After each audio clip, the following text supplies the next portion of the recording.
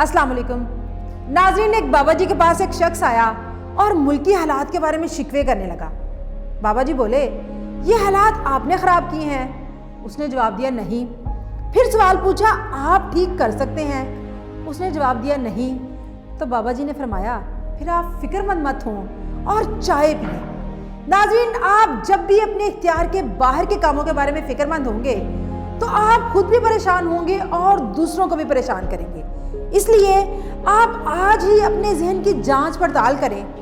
जो ख्यालात चल रहे हैं उनके बारे में सोचें कि वो आपके इख्तियार के दायरे के अंदर है या बाहर, और कहीं जहन को इख्तियार के दायरे से बाहर के कामों में रहने की आदत तो नहीं पड़ गई।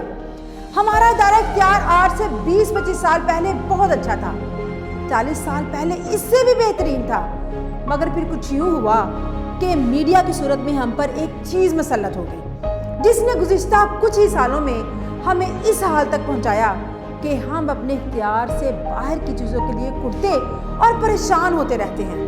मीडिया मनफी चीज़ें दिखा कर हमारी फिक्रें बढ़ाना शुरू कर देता है, जिसका नतीजा ये निकलता है कि हमारा जहन ज़रूरी और अहम कामों से हट जाता है और उन कामों के लिए परेशान रहना शुरू हो जाता है जो हमारे इख्तियार में होते ही नहीं।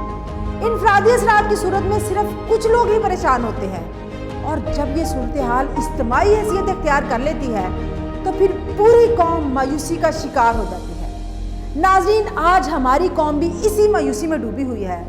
इस कौम को मायूसियों के अंधेरे से बाहर निकालने में अपना किरदार अदा करें। मीडिया मालूमात सोच समझकर और तस्दीक के बाद फॉरवर्ड करें। अपने हाल में जिएं, बेजा परेशानियों को दिमाग में जगह मत दें। खुश रहें और खुशियां बांटें। फी अमान अल्लाह।